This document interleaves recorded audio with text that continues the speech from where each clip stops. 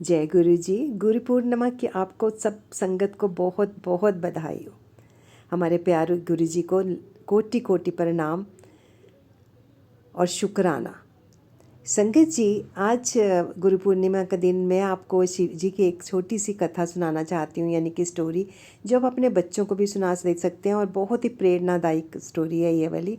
आप सबको मालूम होगा शायद, पर फिर भी मैं आज, क्योंकि गुरु जी शिव का रूप हैं, तो आज उनके इस चीज़ को गुरु पूर्णिमा के दिन ये हम उनको भेंट स्वरूप दे रही हूँ। मैं ये वाली स्टोरी गुरु कृपा सत्संग की ओर से। आप इसको 3-4 मिनट की ये स्टोरी है छोटी सी, आप इसको ज़रूर सुनिए। पार्वती और शिव जी की कथा, बहुत छोटी सी लेकिन बहुत ही सुंदर, अति सुंदर है ये। तो आप चलिए स्टार्ट करते हैं। एक बार माता लक्ष्मी ने अपने गृह प्रवेश हेतु सभी देवी देवताओं को आमंत्रित किया। बहुत सुंदर महल बनाया था उन्होंने। महादेव और माता पार्वती को भी निमंत्रण मिला। आयोजन बहुत ही भव्य था, और होता भी क्यों ना, आखिर लक्ष्मी जी का गृह प्रवेश था। बहुत ही भव्य आयोजन था। सभी देवता अति प्रसन्न और आनंदित थे। आदर सत्कार, किसी चीज़ की कोई कमी नहीं थी। लेकिन देवी पार्वती का मन कहीं और था। सोच रही थी कि मेरे पति तो देवों के देव महादेव हैं, और बाकी सारे देवता तो सुख सुविधाओं से संपन्न जीवन व्यतीत कर रहे हैं, अति सुंदर महलों में रह रहे हैं। काश हमारे पास भी ऐसा एक अति उत्तम भवन होता। ऐसा सोचते सोचते कब वो कैलाश पर्वत पर पहुंच गई, उन्हें पता ही नहीं चला। और जब वो कैलाश पर पहुंची तो उनके सामने उनके महादेव खड़े थे। जय शिव शंकर भोलेनाथ। महादेव जी ने उनकी उदासी का कारण पूछा कि तो पार्वती बोली, ऐसे ही महलों में रहना चाहिए। मैं देखकर आई हूँ, हीरे जवाहरातों के दरवाजे हैं उनके, बहुत ही अति शानदार उनका महल है। ऐसा महल तीनों लोकों में कहीं नहीं। महादेव ने उनकी उदासी का कारण पूछा तो हट करके बोली कि आपको भी ऐसे ही महलों में रहना चाहिए। और पार्वती माता ने जिद पकड़ी कि अब तो ऐसा महल चाहिए जो तीनों लोकों में कहीं ना हो। महादेव ने बहुत समझाया और बोले, योगी, महल में तो चैन नहीं पड़ेगा। महल में रहने के बड़े बड़े नियम और विधान हैं।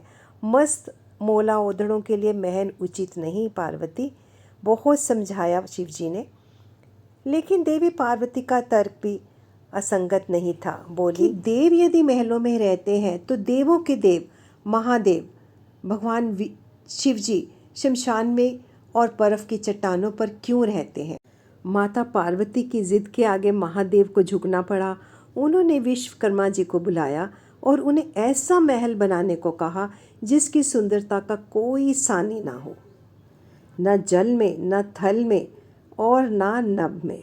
विश्वकर्मा जी ने बहुत सोचकर बहुत सुंदर जगह खोजी, चारों तरफ पानी से घिरी हुई।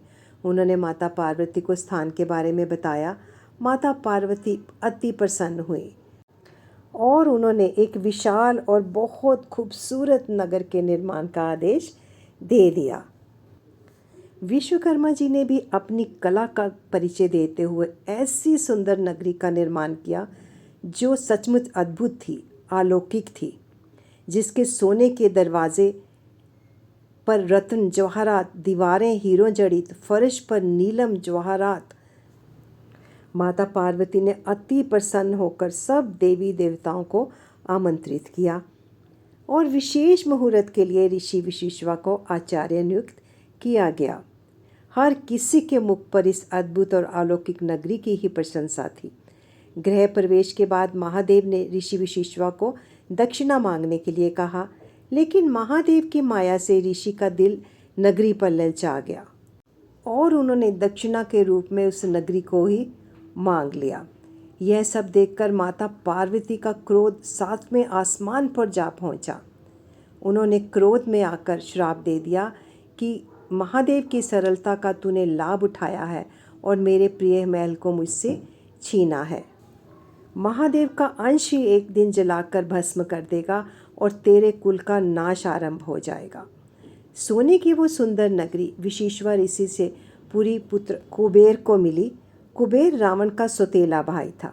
नियति को भला कौन टाल सकता है। और इसी सुंदर नगरी को अंतराल में भगवान शिव के अंश हनुमान जी ने जलाकर भस्म कर दिया।